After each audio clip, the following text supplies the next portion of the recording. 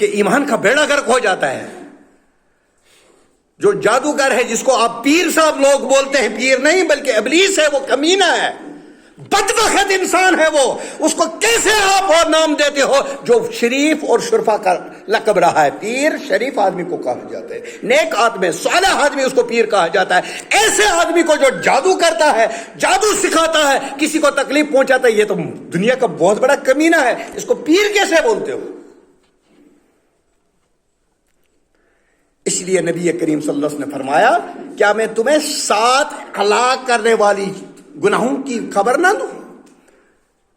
میں نے پچھلی جمعہ کو آپ کو بتایا، ان 7 میں سے پہلا جو ہے شرک ہے، اور دوسرے نمبر پر اللہ رب العالمین نے رکھا ہے سحر، جادو. شرک کرنے سے انسان اسلام سے بالکل خارج ہو جاتا ہے، لیکن جو جادو کرتا ہے وہ کفر والا کام کرتا ہے. اگر بغیر توبہ مر گیا یہ سیدھا جہنم میں جائے گا اور ادھر سے کبھی نہیں نکلے گا.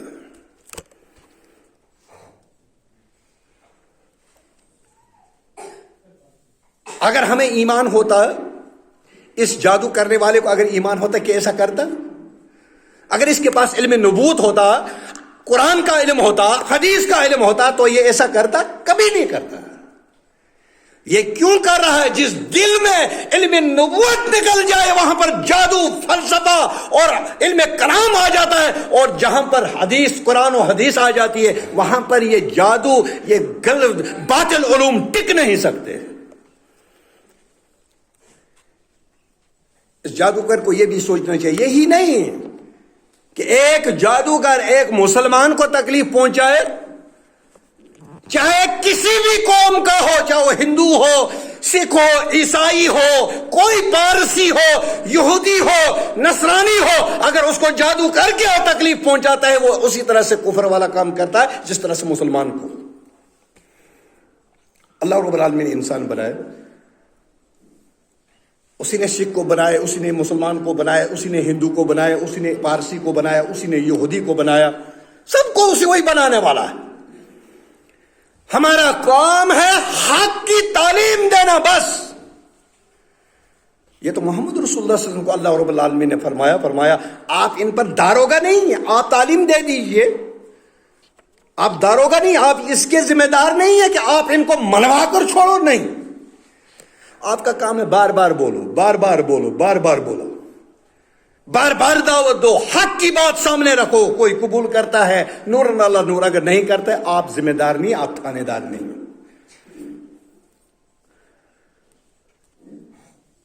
تو یہ جادو جو ہے یہ کفریہ کام ہے. اس سے اسلام اور اس کے ایمان کا بیڑا غرق ہو جاتا ہے. اب جادوگر کی پہچان یہ میں آج بتاؤں گا، پھر بتاؤں گا، کیونکہ میں نے جادو کرنے والی ایک عورت کی موت دیکھی ہے، عبرتناک موت دیکھی ہے، اپنی آنکھوں سے دیکھ چکا ہوں. مرنے سے 10 سال پہلے اس کے ہاتھ انگلیاں ٹیڑھی ہو گئی، وہ کھانا چاہتی تھی نہیں کھا سکتی. اللہ رب العالمین نے اس کے ہاتھ ٹیڑھے، انگلیاں ٹیڑھی کر دی. جادو کرنے والی عورت، اس کی ٹانگیں بھی وہ سکڑ گئی، کشمیری میں اس کو بولتے ہیں ٹنگر بن گیا اس کو. یہ آنکھوں، یہ پاؤں اور یہ گھٹنے، یہ سینے کے ساتھ اس کو مل گئے. اللہ رب العالمین نے ایسی سزا دی اور میری آنکھوں کے سامنے یہ ہوا ہے. یہ وہ آسان کام نہیں ہے، یہ لعنت والا کام ہے، یہ ذلت والا کام ہے، یہ کفر والا کام ہے. مسلمانوں کو ایسے علوم سے، ایسے جادوگروں سے دور رہنا چاہیے. اسی لیے شریعت نے کہا اسلامی حکومت کے اندر اگر کوئی جادوگر ہے، جادو کرتا ہے، پہلے اس کو وارننگ دو، توبہ کر لے. اگر توبہ کر لیتا ہے نور نالا نور، اگر نہیں کرتا ہے تو اس کی گردن اتار دو، کیونکہ وہ سوسائٹی کے اندر، سوسائٹی کے لیے بہت نقصان دہ ہے. وہ سماج کو تباہ کر رہا ہے، وہ لوگوں کی جانوں کے ساتھ کھیل رہا ہے. آپ اس کو پیر صاحب کہتے ہو، جادوگر کو پیر صاحب کیسے کہیں؟ جو لوگوں کے مال کو تباہ کرنے کے لیے جادو کرتا ہو، لوگوں کی جانوں کے ساتھ کھلواڑ کرنے کے لیے جادو کرتا ہو، وہ پیر نہیں، وہ سب سے بڑا ابلیس ہے، شیطان ہے۔ اسلامی شریعت کا فتویٰ ہے اس کے لیے اس کی گردن اتارنی ہے، کیونکہ وہ سماج کے لیے ٹھیک نہیں، کیونکہ وہ سماج کو تباہ کرنے کی پر تلا ہوا ہے اپنے پیٹ کے لیے۔ تو اب جادوگر کو کیسے پہچانا جائے؟ اب کسی کو جادو ہو گیا تو اس کا علاج بھی ہے، علاج تو کروانا ہے، لیکن جادو کا علاج جادو سے نہیں ہوتا۔ جادو کا علاج، مجھے ایک دن ایک آدمی نے کہا، بولا مجھے چیسٹ خراب ہے، میں نے تھوڑی سی شراب پی لی، اس سے ٹھیک ہوا۔ میں نے بولا حرام چیز سے علاج نہیں ہوتا، اس کے لیے جو میڈیسن ہے، جو بنا ہوا ہے، دنیا پیتی ہے، اسی سے آپ کو ٹھیک کرانا پڑے گا۔ تو نے شراب پی لی، تیری چھاتی ٹھیک ہو گئی، تیری کھانسی ٹھیک ہو گئی۔ میں نے بولا یہ حرام ہے، حرام چیز سے علاج کرنا بھی حرام ہے۔ پہلی چیز، جادوگر کو کیسے پہچانے؟ پہلا، مریض جب وہ علاج کرنے کے لیے جائے، مریض سے اس کا اور اس کی ماں کا نام جب پوچھ لے، جان لو یہ جادوگر، یہ علاج کرنے والا نہیں ہے۔ علاج کیسے ہوگا؟ کسی نیک آدمی کے پاس جاؤ جو دین، کتاب و سنت کو جانتا ہو، اس سے پانی پڑھ کر پی لو، نماز پڑھو، اور سورہ فلق اور سورہ ناس 4 کل پڑھتے رہو، اپنے اوپر دم کرتے رہو، انشاءاللہ علاج ہو جائے گا۔ جب نبی کریم صلی اللہ علیہ وسلم پر جادو ہوا تھا تو اللہ رب العالمین نے یہ 2 صورتیں اتاری ہیں، سورہ فلق اور سورہ ناس۔ ایک ایک آیت محمد رسول اللہ صلی اللہ علیہ وسلم پڑھتے گئے، 11 آیات ہیں، 11 جرہیں کھلتی گئی۔ جب اللہ رب العالمین نے نبی سے جادو زائل کر دیا، ہم سے بھی زائل کر دے گا، لیکن شرط یہ ہے پہلے نمازی ہو، پہلے نبی کا فرمان بردار ہو۔ نماز ایک نہیں پڑھتا، دوڑ رہا ہے جادوگروں کے پیچھے، پیر صاحب نام لگ گیا، کیوں بھائی؟ وہ لکیریں مار رہا ہے، لکھ رہا ہے تبیز، یہ لو بتیاں، دین کو مذاق بنایا، دین سے لوگوں کو دور کر دیا۔ یہ پیر کون سا پیر ہے؟ دوسری چیز، مریض جس پر جادو ہوا ہے، اگر یہ ابلیس اس سے یہ کہے اپنی ٹوپی، اپنی کپڑا، کوئی بھی چیز اپنی دے دو، جان لو یہ جادوگر ہے۔ تیسری چیز، کسی خاص قسم کا جانور طلب کرے، کالا بکرا، کالا چھترا، یہ لے آؤ، پھر اس کو ذبح کر کے کہے فلانی جگہ ویران میں پھینک دو، جان لو یہ جادوگر ہے۔ اس کے اختیار میں شیطان ہے، جنات ہے۔ چوتھی چیز، تلسم کا لکھنا، مثلا ایسی ٹیڑھی میڑھی لکیریں، جب آپ تعویذ دیکھو گے جو پیر صاحب، وہ کھولنا، کسی پیر کے، یہ اس کے ابلیس کے پاس جا کر اس کو پیر کہنا ہی گناہ ہے، جانا پھر دیکھنا ادھر ٹیڑھی لکیریں ہوتی ہیں کہ نہیں، وہ کسی کی سمجھ میں نہیں آتی، جان لو یہ جادوگر ہے۔ پانچواں، ایسے وظائف پڑھتا ہو اور سکھاتا ہو جو ہماری سمجھ میں نہ آئے، جان لو یہ جادوگر ہے۔ چھٹی چیز، مریض کے اوپر پردہ ڈال دے اور پھر اس کے بعد پردہ ڈال دینا جس میں کھانے بنے ہوں، اس کپڑے کے اوپر کھانے بنے ہوتے ہیں، ان کے پاس ایسے کپڑے ہوتے ہیں، اس مریض پر ڈال دیا، اس میں حروف لکھے ہوں، نمبر لکھے ہوں، کیا لکھے ہوں، جان لو یہ جادوگر ہے، یہ علاج نہیں کر سکتا۔ مریض کو جادوگر کسی خاص مدت تک 40 دن پانی کے نزدیک نہیں جانا، اور جان لو یہ جادوگر جو ہے، اس کے اندر جو جن ہے وہ نصرانی ہے۔ جب 40 دن منہ نہیں دھوئے گا، نماز کہاں سے پڑھے گا، قرآن کہاں سے پڑھے گا، ذکر کہاں سے کرے گا، کیسے کرے گا؟ پھر بتاتا ہوں کہ یہ شیطان ان کے اندر آتے کیسے ہیں۔ آٹھواں، مریض سے ایسی بات کا مطالبہ کیا جائے کہ ایک خاص مدت تک پانی کے ہاتھ نہ لگائے، عموماً 40 دن کے لیے، 8واں تھا، پھر 9واں مریض کو کچھ چیزیں زمین میں گاڑنے دفن کرنے کے لیے دے دے، جان لو یہ جادوگر ہے، یہ علاج کرنے والا نہیں۔ 10واں مریض کو کچھ بتیاں بنا کر، وہ نہیں بنا کر دیتے ہیں، کاغذ کو بتیاں بنا کر، یہ جلاؤ، اس کی دھونی دے دو، جان لو یہ جادوگر ہے۔ 12واں 11واں جادوگر ایسے الفاظ گنگنائے یا پڑھے جو سمجھنا بہت مشکل ہو، ان کے منتر بھی الٹے پلٹے ہوتے ہیں، وہ سمجھ نہیں آتے۔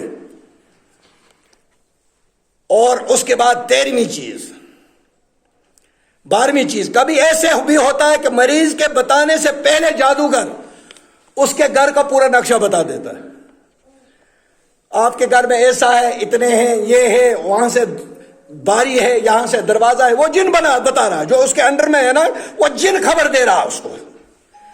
ان باتوں میں نہیں آنا، مت جاؤ ایسے لوگوں کے پاس، جان لو یہ جادوگر ہے۔ اس کے بعد 13ویں چیز، مریض کے لیے جادوگر علیحدہ علیحدہ حروف میں تعویذ لکھ کر دیتا ہے یا کسی چیز کو تشتری پر لکھ دیتا ہے تاکہ مریض اس کو گول کر پی لے، جان لو یہ جادوگر ہے۔ ہاں، جو معالج آپ کو دم کرتا ہے، پھونک لگاتا ہے، پانی پر پھونک لگا کر دیتا ہے پیو، اور یہ کہتا ہے نماز پڑھو، تلاوت کرو، جان لو یہ جادوگر نہیں، یہ علاج کرنے والا ہے۔ اب یہ جنات ان کے کنٹرول میں کیسے آتے ہیں؟ اس کی 2-3 طریقے، بہت سارے طریقے۔ ایک طریقہ یہ ہے، بولنا بھی مشکل ہو جاتا ہے، قرآن پاک کو یہ اپنے پاؤں کے نیچے رکھتے ہیں 40 دن، یہ وظیفہ ہے ان کا۔ اس کو پیر کہیں گے، یہ تو سب سے بڑا بدبخت انسان ہے۔ ایک طریقہ یہ ہے۔ دوسرا، ایک ذکر کرتے ہیں یہ بیت الخلا میں جا کر، جہاں پر ہم بلو بزاز کرتے ہیں، لیٹرنگ میں جا کر 40 دن تک وہاں وظیفہ کرتے ہیں۔ اور ایک طریقہ اور بھی ہے، 40 دن تک یہ انگلی سے نجاست بھی کھاتے ہیں، جو لیٹرنگ کھاتے ہیں، پھر جا کر وہ گندے جنات ان کے کنٹرول میں آتے ہیں۔ پھر جب مریض مجھ پر ایسا ہو گیا، میں جب اس کے پاس چلا جاتا ہوں تو اس جن کو بولتا ہے یار چھوڑ دے اس کو، چھوڑ دیے 2 مہینے کے لیے، ہو گیا وہ پیر صاحب، ایڈورٹائزمنٹ ہوگی نا، پیر بڑا تکڑا ہے، حالانکہ ہے یہ ابلیس۔ ایسے لوگوں کے پاس بچنا چاہیے، نہیں جانا چاہیے۔ پھر 2 مہینے کے بعد جب اس کے پاس چکر نہیں لگاؤ گے نا، نیاز نہیں پہنچائی نا، تو وہ جن کو پھر بیچتا ہے، پھر دوڑ لگاتا ہے، یہ ان کا کاروبار چلتا رہتا ہے۔ اس لیے نبی کریم صلی اللہ علیہ وسلم نے فرمایا، جو ایسے آدمی کے پاس چلا گیا، اس کی باتوں پر یقین کیا، اس نے ان باتوں کا انکار کیا جو باتیں اللہ رب العالمین نے میرے حوالے کی تمہارے لیے، یعنی اس نے دین کا انکار کر دیا۔ جو جادوگر کے پاس، ایسے آدمی کے پاس گیا اور اس کی باتوں پر یقین کر لیا، اس نے کتاب و سنت کا انکار کر دیا، اس نے نبی کا انکار کر دیا، اس نے اسلام کی عمارت کو مسمار کر دیا۔ بھائی پڑھو، قرآن پڑھو، تلاوت کرو۔ پھر آپ ہر روز تلاوت کرتے ہیں گھر میں، کم سے کم ایک مسلمان کم سے کم 8 رکوع ہر دن تلاوت کرنا چاہیے۔ میں 5 کرتا تھا، مفتی صاحب نے مجھے ٹوک دیا، بولا نہیں اتنا نہیں، کم سے کم 100 آیات، 100 آیات نہیں کر سے کم 8 رکوع پڑھا کرو۔ میں 8 اب پڑھتا ہوں۔ اس سے کیا ہوگا، 2 دن میں 1 پارہ ختم ہو جاتا ہے، 2 مہینے میں قرآن پاک ختم ہو جائے گا۔ اور نبی کریم صلی اللہ علیہ وسلم نے فرمایا، جس گھر میں سورہ بقرہ کی تلاوت ہوتی ہو، اس گھر میں شیاطین داخل ہو ہی نہیں سکتے۔ ارے علاج ہمارے پاس موجود ہے، دوڑتے ہیں ان پیروں ابلیسوں کے پاس دعا کرانے۔ ارے جس کے گھر میں ماں باپ زندہ ہے، سب سے بڑے پیر ہے، وہ اس کو پیر کے پاس جانے کی ضرورت نہیں۔ اور جس کی اماں زندہ ہو، جس کا ابا زندہ ہو، وہ ہاتھ اٹھائے، وہ ہاتھ اللہ خالی نہیں لوٹاتا۔ ماں باپ کے ہاتھ کو خالی لوٹانا اللہ کی شان نہیں۔ ماں باپ کی بد دعا بھی قبول ہو جاتی ہے، ماں باپ بچے کے لیے دعا کرے وہ بھی قبول ہو جاتی ہے۔ گھر میں پیر دو موجود ہیں، تو دوڑ رہا ہے ان کے پاس، ابلیسوں کے پاس علاج کرانے۔ جا پیار سے اپنی ماں کو گود میں سر رکھ کے بول اماں میرے لیے ہاتھ اٹھا دے، تیری اماں تیرے لیے ہاتھ اٹھائی دی، تیرے تمام فیصلے ہو جائیں گے۔ تو ابھی گھر پہنچا ہی نہیں ہوگا، تیرے اماں اور تیرے ابا کی دعا اللہ رب العالمین کے عرش کو چیرتی ہوئی اللہ رب العالمین نے قبول کر دیا ہوگا اس کو۔ اتنے بڑے پیر دو تیرے گھر میں موجود ہیں، تو ان کے پاس دوڑ رہا، اماں ابا کا دل دکھا کر تو ان کے پاس دوڑ رہا۔ یاد رکھ تجھے پھر کبھی سکون نہیں ملے گا۔ تیرے ماں باپ زندہ ہیں، ان سے کہو میں وہ ابا میرے لیے دعا کر دو، کیونکہ نبی کریم صلی اللہ علیہ وسلم نے فرمایا جس نے محبت کی نظروں سے اپنے ابا کو دیکھا، اماں کو دیکھا، ابا کو دیکھا، محبت سے آنکھیں اٹھائی پیار سے دیکھا، تو اللہ رب العالمین اس کو ایک حج مبرور کا ثواب اس کے نام اعمال میں لکھتا ہے۔ تو صحابی حریص تھے نا، یا رسول اللہ صلی اللہ علیہ وسلم ہمارے گھر میں ماں باپ ہوتے، اگر 100 بار دیکھ لے کیا ہوگا؟ بولا 100 بار لکھ دے گا، اللہ رب العالمین کے خزانے ختم ہونے والے نہیں ہے، تو کرتا جائے گا اور اللہ لکھتا جائے گا، لیکن اللہ کے خزانے ختم ہونے والے نہیں، تیرے خزانے ختم ہو سکتے ہیں۔ اس لیے ماں باپ کا دل مت دکھائیے، ماں باپ کے ساتھ اچھا سلوک کیجیے، ماں باپ کی عزت کیجیے۔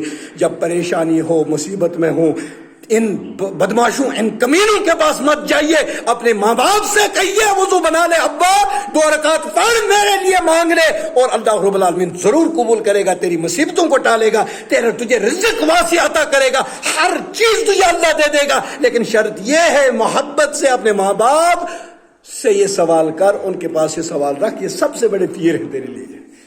اللہ رب العالمین ایسے خبیثوں سے، ایسے بدبختوں سے امت کو محفوظ رکھے، اور مسلمانوں کو ایسے علوم سیکھنے سے اور جادو کرنے سے محفوظ رکھے، کیونکہ یہ کفر کا عمل ہے۔ جس طرح سے ایک آدمی کلمے کا یا قرآن کا انکار کرنے سے کفر کرتا ہے، اسی طرح سے جادو کرنے والا اور یہ جادو بناتا ہو، جو یہ بتیاں بنا کر دیتا ہو۔ ایک تو ہو گیا پیر، پھر یہ بولتے ہیں پیر، لوگ پیر بولتے ہیں، لیکن میں ان کو پیر نہیں بولتا، یہ ابلیس لوگ ہیں۔ ان ابلیسوں کو بھی وہی سزا ہے جو ان کے پاس جا کر اپنے ہمسائے کو، اپنے رشتہ دار کو تکلیف پہنچاتا ہے، اس کے لیے بھی یہی حکم ہے، اس نے بھی کفر کیا، کیونکہ اللہ رب العالمین نے فرمایا سلیمان علیہ السلام نے کفر نہیں کیا، بلکہ کفر کس نے کیا؟ شیاطین نے کفر کیا، جنات نے کفر کیا، شیطانوں نے کفر کیا، اور وہ کفر والا کام کیا تھا؟ یعلمون الناس السحر، وہ لوگوں کو سحر سکھاتے تھے، جادو سکھاتے تھے، لوگوں کو تکلیف پہنچاتے تھے۔ اور مسلمان کو کیا کہ انسان کو تکلیف پہنچانا حرام ہے، پھر ہو اپنا بھائی، پھر ہو اپنی ماسی، پھر ہو اپنی بہن، پھر ہو اپنا چاچا، پھر ہو چچیرا بھائی، اور دوسرا اس کو تکلیف پہنچائے جادو کی وجہ سے، تو یہ کہاں کا انصاف ہے؟ اس کو اسلام نہیں بلکہ بے غیرتی کہیں گے۔ اور جہاں پر علم نبوت ہے وہاں پر جادو نہیں آ سکتا، اور جب علم نبوت سینوں سے نکل گیا تو جادو، یہ طلسماتی علوم آ گئے، یہ بڑے فلسفے آ گئے، یہ سب کچھ بعد میں آئے۔ تو اللہ رب العالمین ہمیں اس سے محفوظ رکھے۔ وآخر دعوانا ان الحمدللہ رب العالمین، والسلام علیکم ورحمۃ اللہ۔